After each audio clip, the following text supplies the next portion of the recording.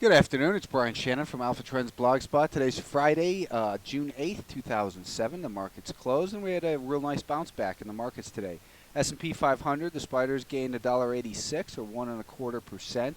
And once again, it shows that paying attention to these moving averages is something that often pays off, as they're not necessarily support because of any magical reason or whatever. It's, a lot of technical analysis tends to be a self-fulfilling prophecy. I point that out a lot.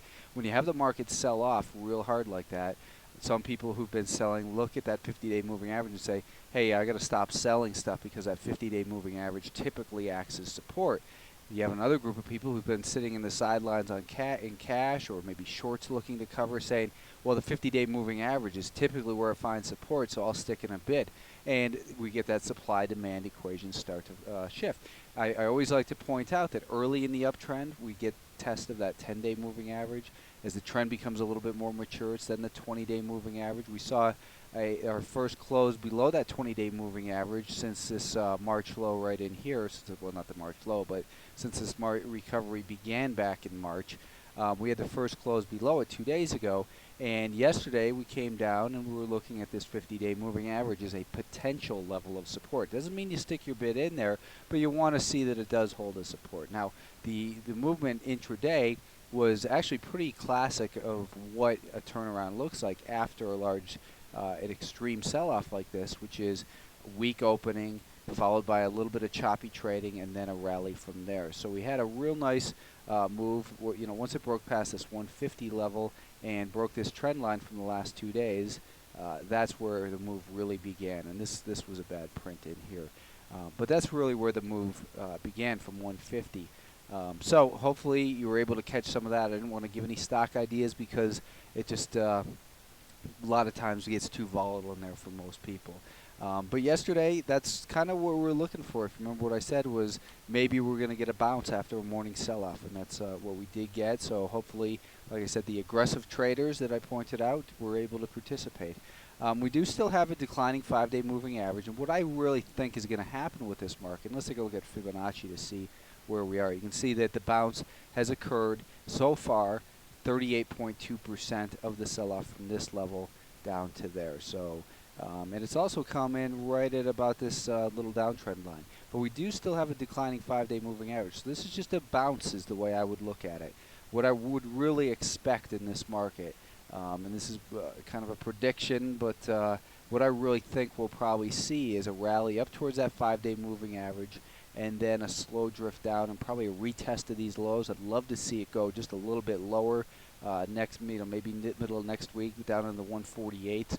And then on lighter volume, and we get a MACD divergence, and then we get a real nice tradable bounce, maybe up towards this 10, 20-day moving average up in 52, 53, 52, 52 and a half area.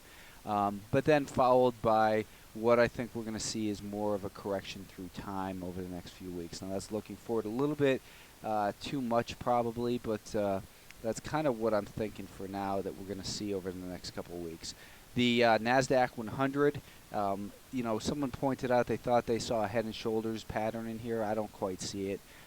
Maybe we're going to create a shoulder. I don't know. But this market closed with a real nice gain as well, 1.27%. So they were up 59 cents and closed right at the high for the day. So we are getting a bounce, and we do have a rising 50-day moving average. So we continue to give the benefit of the doubt to the buyers in here. But we these failed higher highs just give me a little bit of reason for concern. 46 continues to be the area of most important support for this market, I think. Breaking significantly below that level would do some damage that we might not be able to recover from. But right now, again, we're on the 10-minute time frame. We've got a declining 5-day moving average.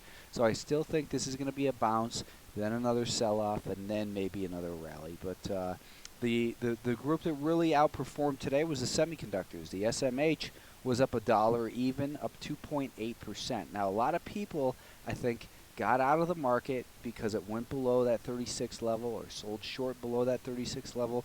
But if you remember what I was saying as early as Wednesday is I'd like to see a push below that 36 level because it's such a widely watched area, and then a movement down towards 35.50.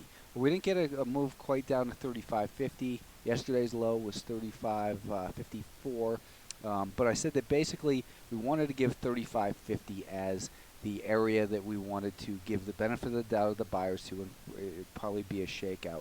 But a real nice recovery in the semiconductors, so we can breathe a little bit of sigh of relief going into the weekend that these things were able to recover back above that important level of prior resistance, which is once again acting as support. So I still think we can consider this the semiconductors alive as far as their bull market goes. So I'm impressed with that. That's definitely a positive for the market. The Russell 2000, what we were looking at in here again was that the market came down, tested that 50-day moving average. We're looking for a potential bounce, and I thought that this prior level that has been so important, I don't know why I drew the trend line there, but basically what I was looking for is potential resistance up near the $83 level, and that's exactly what we had happen today.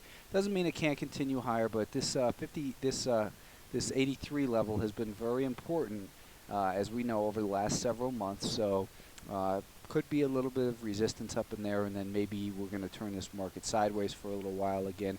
Let's take a look, one last look at this TNX, the yield on the 10-year notes.